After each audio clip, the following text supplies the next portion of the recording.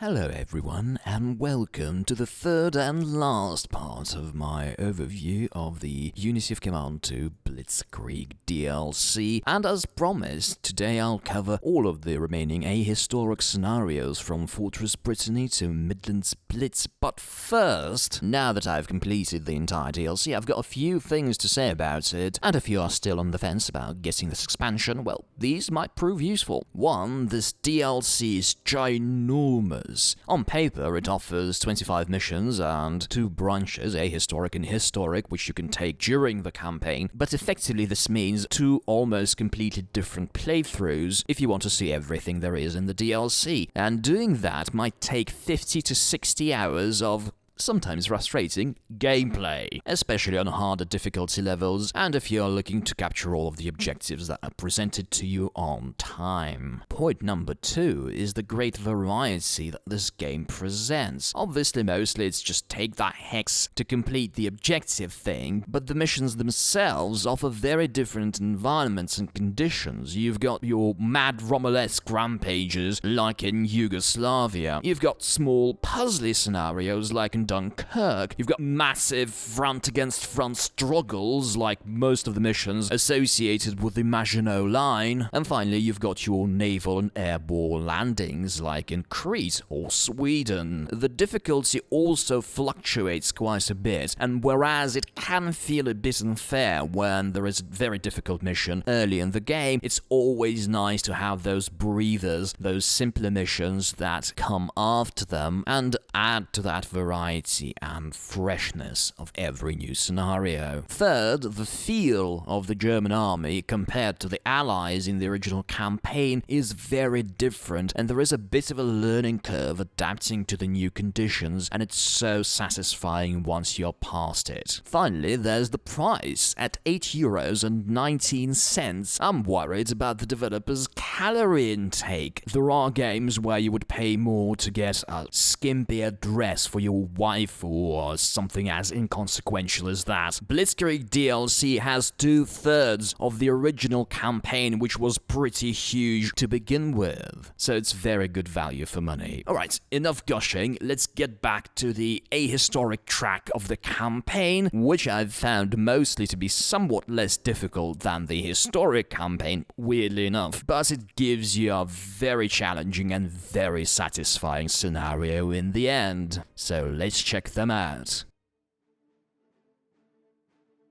When given the choice of Fortress Brittany or Flanders Cauldron, I recommend taking the former because that mission is easier and won't take a lot of prestige or reinforcements to complete. The first thing you need to do is a little bit of maintenance during the deployment phase. All of those bridges are broken and it's the perfect time to repair them because you need to advance as quickly as possible. Rennes Depot might look like a secondary objective, but you must get there by turn 2 in order to do everything in time. As soon as your mobile troops cross the river, they should go off the rails and attack at the center of the British defense line in Brittany. That's the weakest point, and once you break it, advance quickly towards Brest. Make sure the Panzergruppe HQ follows you closely and set up a supply hub there as closely as possible. The mission is not over yet. Cherbourg is actually the easiest objective of all of them, and the troops you have initially at Caen should be more than enough to take it, but beware of enemy naval bombardment support, which the AI will happily use on your guys if you leave them in coastline hexes. And speaking of naval bombardment, that's the card you'll get if you take Saint-Nazaire, and the card may prove very useful in Brest because it's protected by a pretty strong tank unit. Finally, to actually take Saint-Nazaire, send all of the normal infantry you've got available there because they're way too slow for Brest anyway, and transfer the artillery specialist steps to the first unit to attack the city and successfully soften up its well-entrenched defenders.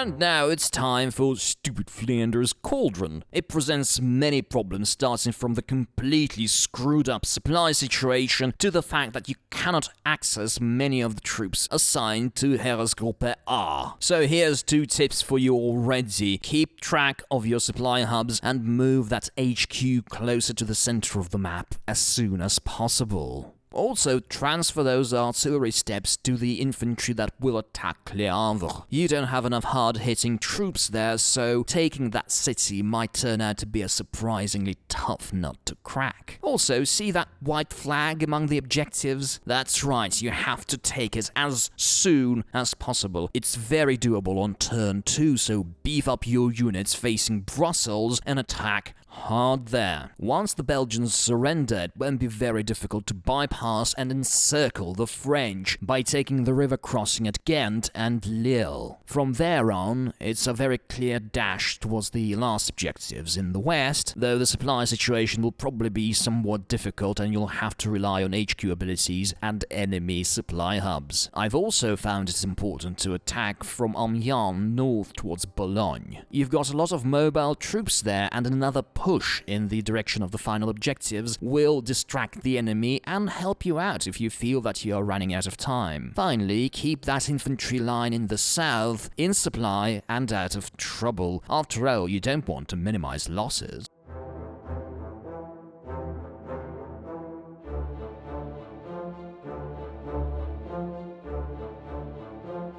Alright, before we start discussing this mission, let me just point out that this is the first and only conference in the ahistoric branch of the DLC in which we'll use the OKH HQ. So make sure you upgrade it properly, give it maximum range and the oversupply ability, but most importantly, if you want to take all of the objectives in this conference, OKH must have the assault crossing ability. There will be 2 major rivers that you'll have to cross with battle in this conference and only 1 paratrooper card, so make sure you have that skill. Back to Unternehmen Tiger, the unprecedented invasion of Sweden, and I'm guessing all operations involving the word Unternehmen must be huge. Sweden is ginormous, and unfortunately once again it didn't fit into one screen. So let's look at the initial landing positions first. In the west, plop the cavalry as close to Göteborg as possible, and the Mountaineer Division next to Halmstad. Bombard it and attack it. Try to destroy the defenders of the town. You must clear that road for the motorized infantry that you will deploy in the following turns. Next up, southeast. The cavalry goes to Karlskrona so that it can reach Kalmar on turn 2, and the infantry goes to that place with the lorry on top of it. In the east proper, attack Visby. Don't be afraid of using naval bombardment there if necessary, and this is the place we will get a paratrooper card if you don't already have one. Deploy 1 infantry in that harbour town next to Linköping, and plop the remaining cavalry and 1 infantry as close to Stockholm as possible. From this point on, your 2 main objectives will be to clear the railways leading to the north of the map. The eastern railway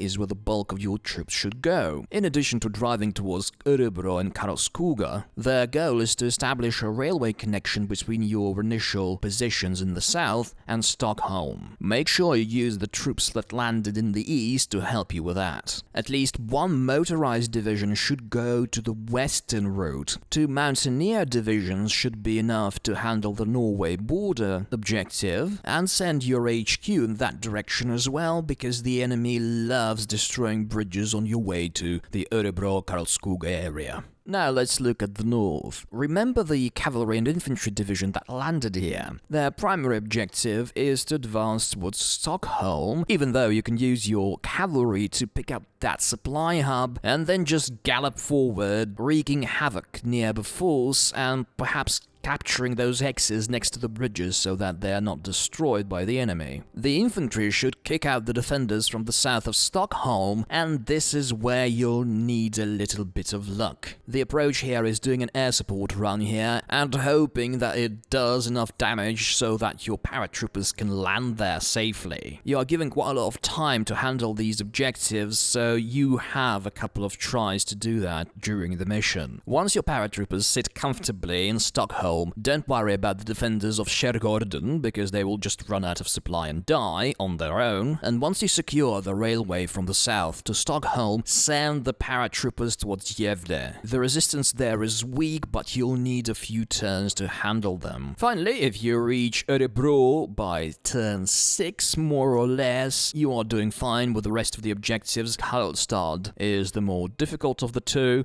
so send your best troops there and then pivot to Bofors.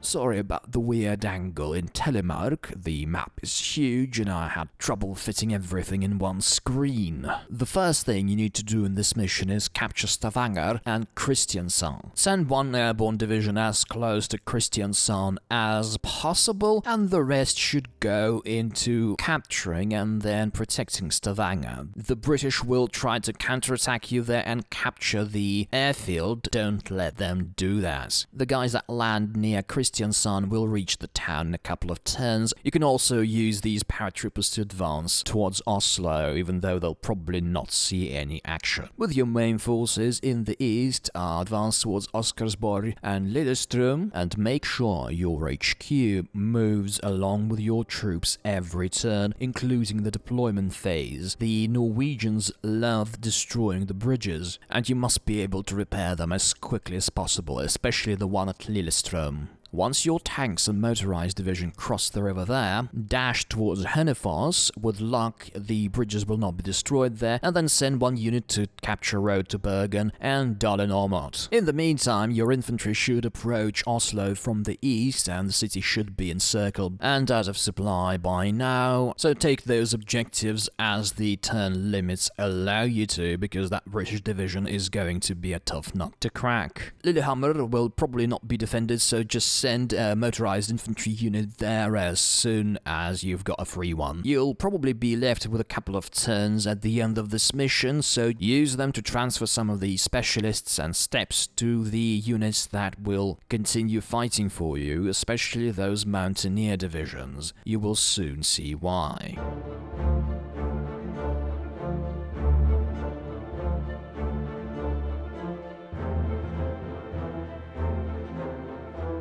Winning the last mission before the Sealion is a matter of preparation. As you can see, across the Scandes, you don't get too many troops, and that's why you had to transfer all those specialist steps from other units in Telemark. The units here must be as nasty and strong as you can make them. There is also a case to be made for the use of the Kampfgruppe ability in this mission. If you have a good amount of reserves, another full-blooded division will be of help here. Otherwise, the mission doesn't leave too much room for maneuvering, so advance very aggressively towards Lærdal Suri and take Vossevangen as soon as you can. The overall goal is to capture Bergen on turn 7. The problem here is that one of the British divisions that you have to kill as part of your secondary objectives is on an island next to Bergen, and it's separated by what the game sees as a major river, so you'll have to use assault crossing here because your paratroopers, well, they were used in Stockholm. Bombard that division with everything you've got, and the reason I've said that you should take Bergen on turn 7 is that you really need a couple of turns and a few assault crossing attacks on that division, even if it's suppressed, to actually destroy it. But your elite mountain troops should handle it pretty well. Also, it's worth mentioning that if you take Bergen, during the next conference you'll have a choice of whether going to Britain for 50 prestige or switching back to the historic track of the campaign and going to Yugoslavia.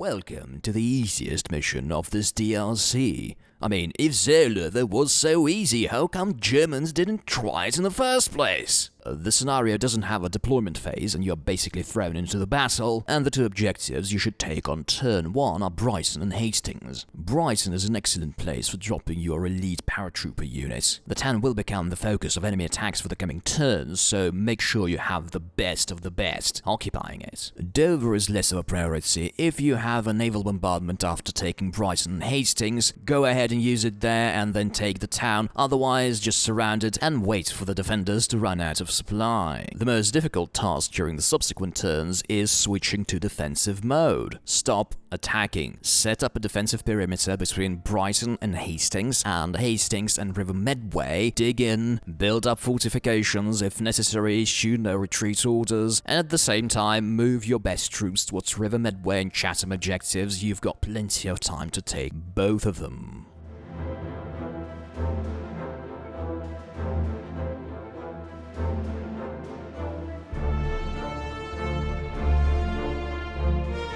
Battle of Britain is another unexpectedly easy scenario, but there are a couple of things you should keep in mind. 1. Refuse the temptation of buying all of the specialist steps for your infantry. The problem is that if you buy them now, they will be stuck in Heeresgruppe A, and during the next mission, which will be considerably more difficult, the decisive role will be played by another HQ, specifically Panzergruppe Kleist, and you really don't want your tanks to be underpowered there. More on that in a few minutes, but feel free to buy up all the artillery and 88mm flak guns, because they're less useful to motorized troops, and here you start with a pretty dense and static front line, and having a few guys with double artillery specialists will be very useful indeed. The other point is that Southampton is the most distant, and since you only have infantry, is the most difficult objective in the scenario. So move energetically towards the west, push towards London whenever you can, and refrain from crossing the Thames until all of the objectives, save for Northfield Airfield, are yours. There's no point trying to enveloping the enemy from the east, and if you try to, you will create a supply disaster there. Also,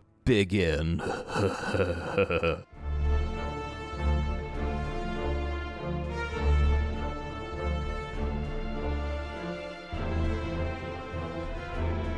Welcome to the most difficult scenario.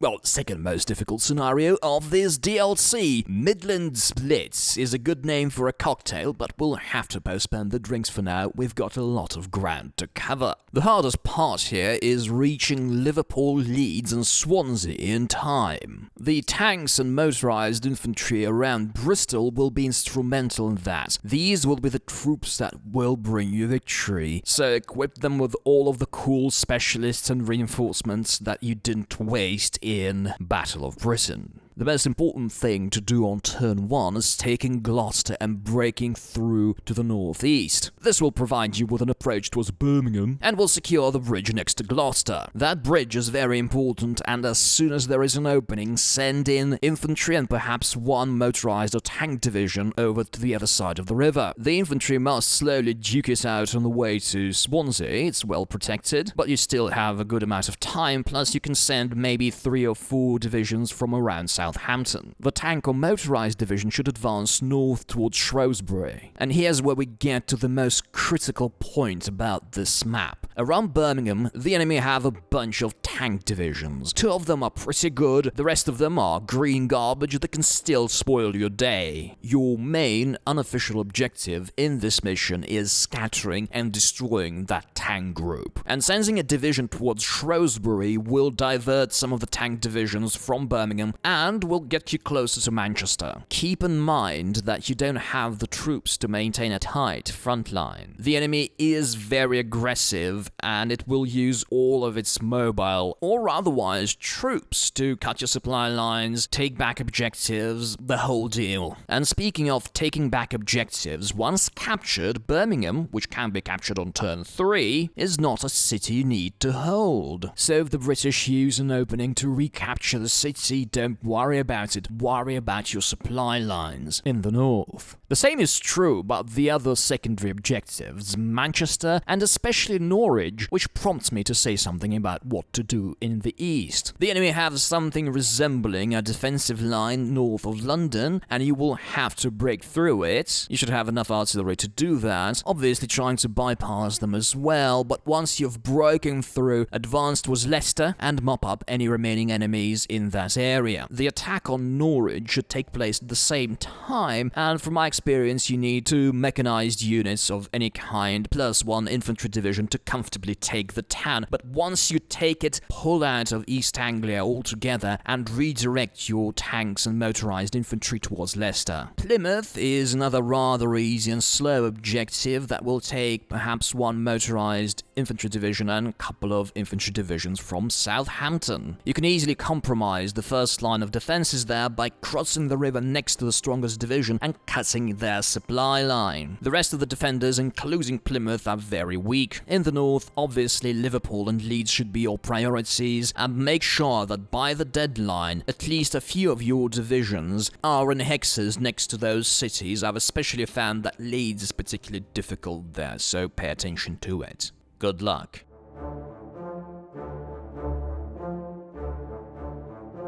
And this is it for Unity of Command 2 Blitzkrieg DLC. And the only question bothering me now is what's gonna come next, because I really hope this game gets another DLC, and I'll go out on a limb and say it's gonna be North Africa, though Barbarossa is also a distinct possibility. You may also see more cracking videos of the original campaign of Unity of Command 2, but it will be a bit further away in the future. But if you're looking forward to it, there's no better thing you can do than subscribing to my channel.